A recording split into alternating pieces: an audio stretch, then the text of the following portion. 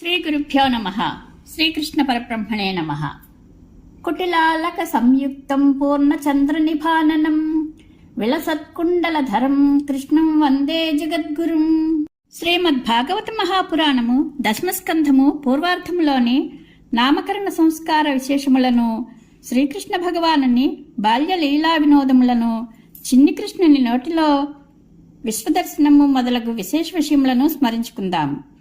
శ్రీకృష్ణ భగవానుని లీలా వినోదములు స్మరించుకునే సమయంలో కృష్ణయ్య రూపమును హృదయంలో స్మరించుకుంటే మనసు ఆనంద భక్తి పారవస్యంలో ఓలలాడుతుంది. కృష్ణయ్య కథామృతమును ఎంత భక్తి శ్రద్ధలతో వింటే అంత అనంత పుణ్యఫలం కలుగుతుంది. శ్రీమద్ భాగవత మహాపురాణమునందలి దశమస్కంధంలోని పూర్వార్థమునందు 8వ అధ్యాయము ప్రారంభము. శ్రీశుకుడు పలికెను. పరీక్షిత్ మహారాజా, మహాతపస్వి అయిన గర్గ మహర్షి యదువంశజులకు పురోహితుడు. ఆ మహాత్ముడు వసుదేవుని ప్రేరణపై నందుని గోకులములకు చేరెను. ఆ మహాముని చూచినంతనే నందుడు పరమ ప్రీతుడై ఎదురేగి ఆయనకు ప్రణమిల్లెను. పిదప అతడు ఆ సత్పురుషుని సాక్షాత్తు భగవత్ స్వరూపిణిగా భావించి భక్తితో ఆరాధించెను. అనంతరము నందగోపుడు ఆ మహర్షికి షడ్రసోపేత భోజన పదార్థములతో ఆతిథ్యమసంగెను. పిమ్మట అతడు మృదు మధుర వచనములతో ప్రస్తుతించి ఆ మహర్షితో ఇట్లనెను. మహాత్మా, నీవు పూర్ణకాముడవు. నీకు మేము ఎట్టి సేవలు చేయవలనో తెలుపుము. పూజ్య మహాముని, సాంసారిక బంధములలో కొట్టుమిట్టాడుచున్న మా వంటి దీనుల ఇండ్లకు నీ అంతటి మహాపురుషుల ఆగమనము మాకు ఎంతయూ శ్రేయోదాయకము. అది మా పాలిట మహాభాగ్యము. లేనిచో మీ ఆగమనమునకు మరొక కారణమేమీ ఉండదు. జ్యోతిశాస్త్రము ఇంద్రియములకు అగోచరమైన విషయములను తెలుపును. అట్టి మహాశాస్త్రమును మీరు రచించితిరి. దానివలన మానవులు తమ పూర్వజన్మ విషయములను గురించియు భవిష్యత్తులో సంభవింపనున్న శుభాశుభ విశేషములను గూర్చియు తెలుసుకునగలుగుదురు. స్వామి, బ్రహ్మవేత్తలలో మీరు శ్రేష్ఠులు. మా ఇద్దరు బాలురకును నామకరణాది సంస్కారములను నెరపుటకు మీరే అర్హులు. ఏలయన బ్రాహ్మణోత్తముడు జన్మచేతనే మానవులకు గురువు అని నందగోపుడు పలికెను. గర్గాచార్యుడు చెప్పాను. నందగోప, నేను యదువంశజులకు ఆచార్యుడను అను విషయము లోకప్రసిద్ధము. నేను నీ కుమారునకు బహిరంగముగా నామకరణ సంస్కారమును నెరపినచో నీకును వసుదేవునకును గల గాఢమైత్రి కారణముగా ఇతడు వసుదేవుని కుమారుడు అని కంసుడు భావించును. అంతటా ఆ దుష్టాత్ముడు దేవకికి కలుగు 8వ సంతానము స్త్రీ కాదనియు పురుషుడే అనియు యోగమాయ వలన వినిన మాటలను స్మరించుచు ఈ బాలకుడు తనను చంపువాడే అని కంసుడు శంకించును. ఆ కారణముగా అతడు ఈ బాలకులకు హాని తలపెట్టగలడు. ఆ విధముగా మనకు కీడు కలుగవచ్చును అని పలికెను. నందుడు ఈ విధముగా ప్రార్థించెను. ఆచార్య, అట్లయినచో మా బంధుమిత్రాదులకు కూడా తెలియకుండా ఈ గోకులమునందు ఎట్టి మేళతాళముల ఆర్భాటం లేకుండా గోప్యముగా స్వస్తివాచన పూర్వకముగా వేదమంత్రములతో మా కుమారులకు ద్విజాత సంస్కారములను నామకరణాదులను నిర్వహింపుము అని పలికెను. శ్రీశుకుడు వచించెను. నందుడు ఆ విధముగా గర్గమహాముని వలననే తన బాలకులకు నామకరణాది సంస్కారములు జరుగువలైనను తన కోరికను విన్నవించెను. అంతటా ఆ మహర్షి ఎవ్వరికీ తెలియకుండా గోప్యంగా ఆ బాలకులకు నామకరణాది సంస్కారములను నెరపెను. గర్గమహర్షి నందునితో, నంద, ఇతడు రోహిణీ పుత్రుడగట వలన రౌహిణేయుడు అనియు తన సుగుణ సంపదచే బంధుమిత్రులను ఆనందింపజేయవాడు కావున రాముడు అనియు పిలువబడును. ఇతడు అమిత బలశాలి కాగలడు. అందువలన బలుడు అనియు ప్రసిద్ధి వహించును. అంతేగాక మీకును యదువంశజులకును ఎట్టి భేదములకు తావు లేకుండా సామరస్యమును కూర్చువాడు కావున సంకర్షణుడు అనియు వ్యవహరింపబడును.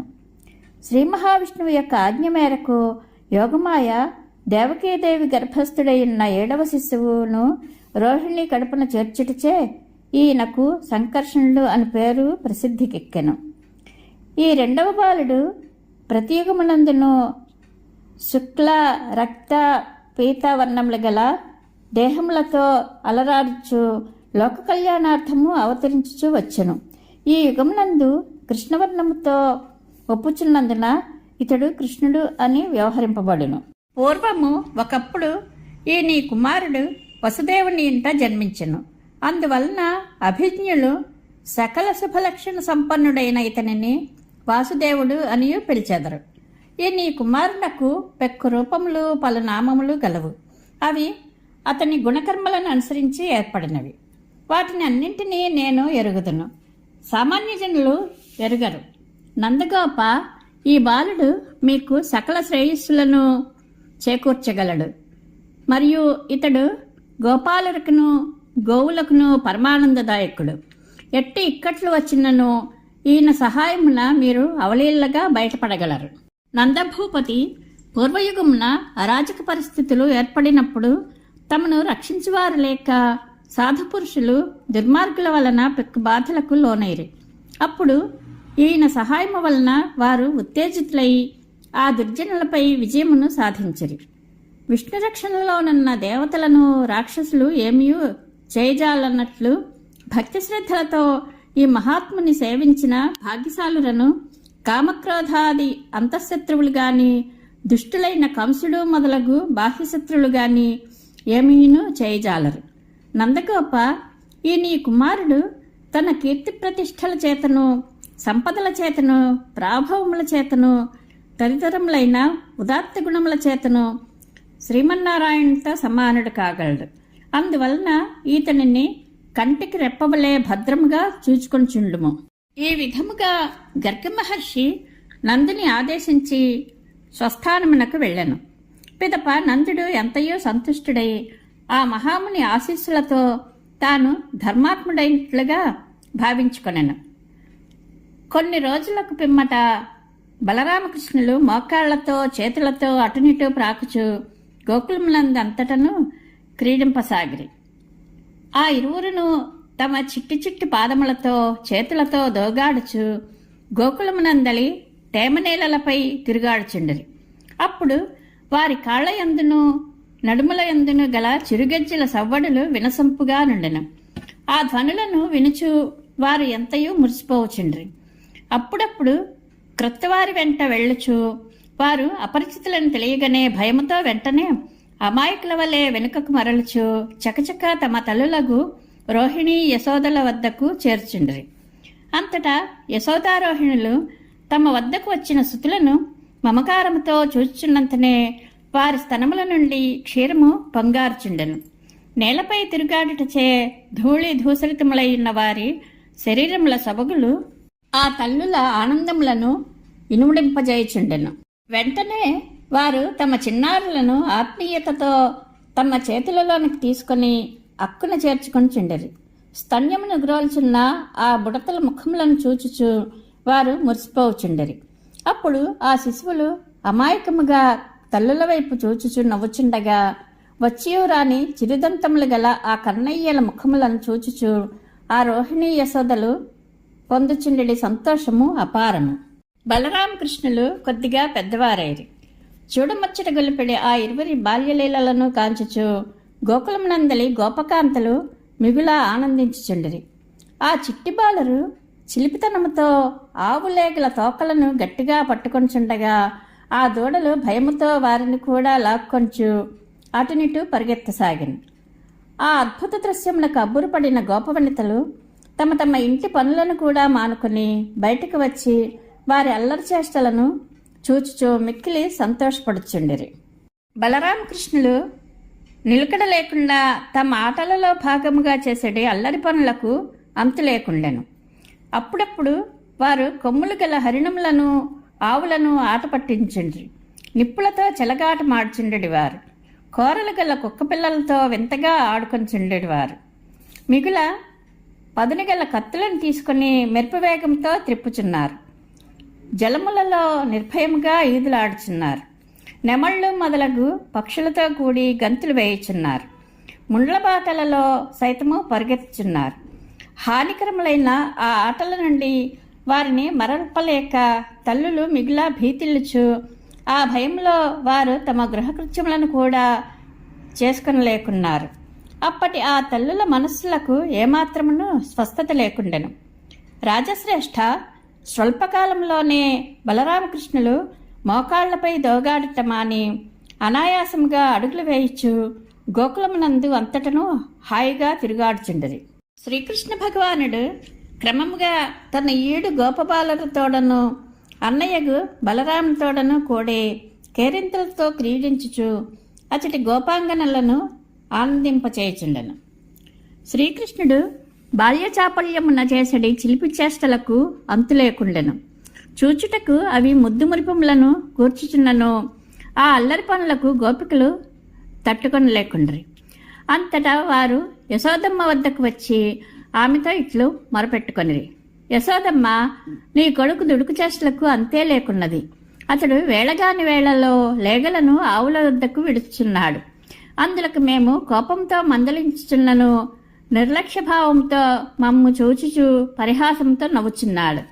అతడు వివిధములకు చౌర్యోపాయములతో మా ఇళ్లలో ప్రవేశించి కమ్మని పాలను పెరుగులను దొంగిలించి స్వయముగా తాను తినటయేగాక తోడివారికిని కోతులకును పంచిపెట్టుచున్నాడు. రామావతారమునందు వానరులు తనకు చేసిన సాయమును గుర్తుపెట్టుకుని ఇప్పుడు కృష్ణావతారమునందు ఆ వానరులకు పాలు పెరుగు వెన్నలను పంచిపెడుతున్నాడు. మరియు మిత్రులను వానరములను తృప్తి చెంది తినుట మానినచో అప్పుడు ఆ కుండలను పగులుకొట్టుచున్నాడు. మా ఇళ్లలో తినుటకు ఏమీ దొరకినప్పుడు అతడు ఇంటివారిపై కుపితుడగుచు ఆ ఉక్రోషంతో శైలపై నిద్రించుచున్న పసిబాలులను ఏడిపించి పారిపోవచ్చున్నాడు. అమ్మా, నీ కొడుకు నాకు అందకుండా మేము మా పాలు పెరుగులను ఉట్లలో భద్రపరుచుకుంటున్నాము. అయినప్పటికీ అతడు పీటలను ఒకదానిపైనొకటి చేర్చి గాని రోళ్లపై నిలబడి గాని వాటిని అందుకొనుటకు ప్రయత్నించున్నాడు. అప్పటికి అవి తన చేతులకు అందనప్పుడు ఏ కుండలో ఏమి ఉన్నదో తెలియనుగాన రాళ్లతో కొట్టి వాటికి చిల్లులు పడజేయుచున్నాడు. ఒక్కొక్కప్పుడు అతనికి కనబడకుండుటకై మా పాలు పెరుగు వెన్నలను చీకటి గదులలో దాచుకొంచున్నాము. అయినను అతడు తాను ధరించి ఉన్న మండల కాంతులతోనూ తన దివ్య దేహకాంతులతోడను మా పదార్థములను గుర్తించుచున్నాడు. గోపికలందరూ ఇంటి పనులలో నిమగ్నమైండుట గమనించి అతడు తన ఆగడములను కొనసాగించున్నాడు. తల్లి, నీ పుత్రరత్నము ఇన్ని అల్లరి పనులను చేయుచున్నను తానే యజమాని అయినట్లును మేమే దొంగలమైనట్లును ప్రగల్భములను పలుకుచున్నాడు. మేము శుభ్రముగా అలికి అలంకరించుకునిన మా ఇళ్లలో మూత్రాదులను విసర్జించి వాటిని అపవిత్రము చేయుచున్నాడు. ఇన్ని చౌర్యోపాయములకు పాల్పడియు ఏమియో ఎరుగిన వాని వలె ఇతడు బొంగుమూతి పెట్టుకుని నీ ప్రక్కన ఒక శిలామూర్తిగా నిలబడి ఉన్నాడు. ఈ విధముగా ఆ గోపవనితలు బిత్తర చూపులతో ఒప్పార్చున్న శ్రీకృష్ణుని ముఖమును చూచుచు యశోదమ్మతో పలికిరి. అంతటా యశోదాదేవి దరహాసం చేయిచు మిన్నకుండెనే గాని తన కుమారుని మందలించుటకు ఏమాత్రము పూనుకొనకుండెను. ఒకనాడు బలరాముడు మొదలగు గోపబాలురు కృష్ణునితో పాటు ఆడుకొంచుండ్రి. మధ్యలో వారు యశోదామాత వద్దకు వచ్చి, అమ్మా, మన కృష్ణుడు మన్ను తిన్నాడు అని చెప్పారు. అప్పుడు శ్రీకృష్ణుని నేత్రములు భయసంభ్రమములతో చెలించుండెను. అంతటా యశోదమ్మ ఆ కన్నయ్య చేతిని పట్టుకుని అతని హితమును కోర్చు ఇట్లు పలికెను. కుమారా, నీవు మిక్కిలి అల్లరివాడివైనావు. నీవు ఎందువలన ఒంటరిగా దాగుకొని ఎందులకై మట్టి తింటివి? నీ అన్నయ్యకు బలరాముడును నీ తోడివారైన గోపబాలురును ఇట్లు పలుకుచున్నారు. నీవు మన్ను తిన్నావని చెప్తున్నారు అని యశోదమ్మ పలుకగా శ్రీకృష్ణుడు, అమ్మా, నేను మన్ను తిననేలేదు. వీరందరూ అసత్యము పలుకుచున్నారు. వీరి మాటలు సత్యములని నమ్మినచో నీవు నా నోటిని పరిశీలింపుము. నేను నీ ఎదుటనే ఉన్నాను గదా అని పలికెను. పిమ్మట యశోదాదేవి, సరే, అట్లయినచో నోరు తెరువుము అని పలికెను. అప్పుడు ఆ శ్రీకృష్ణ భగవానుడు తన నోటిని తెరచి చూపెను. ఆ లీలామానుష విగ్రహుడు షడ్గుణైశ్వర్య సంపన్నుడు గదా. వెంటనే యశోదమ్మ తన కన్నయ్య నోటిని సావధానముగా చూచెను. అప్పుడు ఆ తల్లికి అందు అంతరిక్షము, దిక్కులు, పర్వతములు, ద్వీపములు, సముద్రములు మొదలగు వాటిని కూడి సమస్త భూమండలము, వాయువులు, అగ్ని, విద్యుత్తు, చంద్రుడు, తారకులు, జ్యోతిర్మండలము, భూమిని ఆవరించి ఉన్న జలములు, సూర్యప్రభలు, స్వర్గలోకము, ఆకాశము, సాత్వికాహంకార కార్యములు, శ్రోత్రాది దశేంద్రియములు, మనస్సు, శబ్ద స్పర్శ రూప రసగంధములు, సత్వరజస్తమో గుణములు మున్నగు వాటితో నిండి ఉన్న సమస్త చరాచర జగత్తును గోచరించెను. పరీక్షణ్ మహారాజా తెరచియున్న ఆ చిన్ని కృష్ణుని నోటియందు యశోదాదేవి సకల జీవరాశులను, సకల ప్రాణుల ఉత్పత్తికిని, వాటి ఉనికికిని, లయమునకును కారణమైన కాలమును, పరిణామమునకు మూలమైన స్వభావమును, జన్మహేతువులైన కర్మలను, వాటి వాసనలను, వివిధములకు శరీరములను కలిగి విచిత్రముగానున్న సమస్త ప్రపంచమును గాంచెను. అంతేకాదు ఆ చిన్నారి ముఖమునందు గోకులమును, తనను, కృష్ణుని కూడా చూచెను. ఆ కృష్ణుని చిట్టినోట ఈ అద్భుత దృశ్యములు కనబడుటతో ఆ తల్లికి సందేహం కలుగా అప్పుడు ఆమె తనలో ఇట్లనుకొనెను, ఇది కలయా వైష్ణవమాయ, నా బుద్ధి భ్రమించనా? బహుశా నా ఈ కుమారుడు పుట్టుకతోడనే యోగసిద్ధి నంది జన్మించిన మహాత్ముడై ఉండవచ్చును. యథార్థముగా ఇతడు చిత్తమునకును మనోవాక్కాయ కర్మలకును ఏమాత్రము గోచరము కాడు. ఊహలకు అందనే అందడు. సమస్త విశ్వమునకును ఇతడే ఆధారభూతుడు. ఈయన వలననే జగత్తంతయును వ్యక్తమగుచున్నది. ఈ స్వామి యొక్క స్వరూపము ఇట్టిది అని తెలుపుటకు సాధ్యము కానిది. అందువలన ఈ పరమాత్మ పాదములకు ప్రణమిల్లెదను. నేను యశోదను, ఈ నందుడు నా భర్త, ఈ కృష్ణుడు నా కుమారుడు. ఈ గోకులమునకును అందలి సకల సంపదలకును నేనే సర్వాధికారిని. గోపికలు, గోపాలురు నా అధీనంలోని వారే. అంతేకాదు ఈ గోసంపద అంతయు నాదే అని నా అజ్ఞానముచే భావించుచుంటిని. ఇది అంతయును ఆ సర్వేశ్వరుని మాయాప్రభావమే కనుక ఆ పరమాత్మయే నాకు శరణ్యుడు. యశోదాదేవి ఈ విధముకు తాత్విక చింతనలో మునిగి ఉండగా ఆ సర్వేశ్వరుడు ఆమెపై తన వైష్ణవమాయను ప్రసరింపజేసెను. తత్ప్రభావమున ఆమెలో శ్రీకృష్ణునిపై పుత్రవాత్సల్యము పెళ్ళుబుకెను. వెంటనే ఆ తల్లికి శ్రీకృష్ణునిపై పరమాత్మ భావము మటిమాయమయ్యను. పిమ్మట ఆమె పుత్రుని తన యొడిలోనికి తీసుకొనెను. అంతటా ఆమె హృదయం అంతైనో ఎప్పటి వల్లే పుత్రప్రేమతో నిండారెను. పరాత్పరుడైన ఆ శ్రీహరి ఋగ్యజుస్సామవేదముల చేతను సకల ఉపనిషత్తులతోడను సర్వదా ప్రస్తుతింపబడుచుండును. సాంఖ్యయోగములచే ప్రతిపాదింపబడుచుండును. అంతేకాదు పరమభక్తులు ఆ స్వామిని నిరంతరము కీర్తించుచుందురు. అట్టి శ్రీమన్నారాయణుని తన పుత్రునిగా భావించిన యశోదమ్మ కడు ధన్యురాలు. పరీక్షిత్ మహారాజు సుఖయోగితో, మహాత్మ జగన్నాథుడైన శ్రీ మహావిష్ణువునకు స్తన్యమునిచ్చిన ధన్యాత్మురాలు ఆ యశోద. ఆ తల్లి తన పూర్వజన్మం నందు ఎట్టి పుణ్యము చేసినదో ఏమో ఈ దివ్య శిశువును తన పుత్రునిగా తలంచుచూ పెంచి పెద్ద చేసినది. కృతార్థుడైన ఆ నందుడు ఎట్టి సుకృతములను వనర్చినాడో శ్రీకృష్ణ భగవానుడు తన షడ్మైశ్వర్య సంపదలను మరుగుపరిచి గోకులమునందు ఒక సామాన్య బాలుని వలె గోపబాలులతో కూడి తన బాల్యలీలలను నెరపెను. అట్టి దివ్యలీలలను వినిన కీర్తించిన వారి యొక్క సకల పాపములను పటాపంచలగును. త్రికాలజ్ఞులైన నారదాది మహర్షులు నేటికిని ఆ స్వామి పవిత్రగాథలను గానము చేయుచున్నారు. కానీ కన్న తల్లిదండ్రులైన దేవకీ వసుదేవులు ఆ లీలావైభవములను చూచి భాగ్యమునకు నోచుకొనలేదు. అదృష్టవంతులైన యశోదానందులు మాత్రము వాటిని కనులారా చూచి పరమానంద భరితులైరి. ఇందులకు కారణమేమయ్యుండును అని అడిగెను. శ్రీశుకుడు పలికెను, పరీక్షణ్ మహారాజా, నందుడు పూర్వజన్మలో ద్రోణుడు అని పేరుతో ఒప్పెను. ఆ ద్రోణుడు వసువులలో శ్రేష్ఠుడు. అతని భార్య పేరు ధర. అతడు బ్రహ్మదేవుని ఆదేశమును గౌరవించుచూ ఇట్లనెను, దేవా, జగన్నాథుడైన శ్రీహరిని భక్తితో సేవించడి వారు తమ సేవల ప్రభావమున దుర్గతుల నుండి తరింపబడుదురు. మేము భూలోకమున జన్మించినప్పుడు శ్రీకృష్ణునిపై అనన్య భక్తిని మాకు అనుగ్రహింపము. అందులకు బ్రహ్మదేవుడు తథాస్తు అనెను. పిమ్మట ఆ ద్రోణుడే గోకులమున నందుడై జన్మించి చక్కని కీర్తి ప్రతిష్టలతో ఖ్యాతి వహించెను. ద్రోణుని భార్య అయిన ధర యశోదయ్యై జన్మించెను. పరీక్షణ్ మహారాజా, ఇప్పుడు ఈ జన్మలో జనులను జనన మరణ చక్రము నుండి రక్షించు శ్రీహరి వారికి పుత్రుడయ్యను. భగవదనుగ్రహంతో ఆ యశోదానందులకు ఆ స్వామిపై గోపాలుల కట్టెను గోపికల కంటెను మెండైన భక్తి ప్రపత్తులు కుదురుకొనెను.